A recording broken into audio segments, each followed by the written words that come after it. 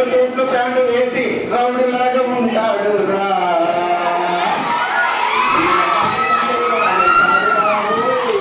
ఎప్పుడు రౌడీలాగా ఉంటాడు బాబోయ్ అది వాళ్ళ తండ్రి తండ్రి వాడు కాదు బాబోయ్ ఎప్పుడు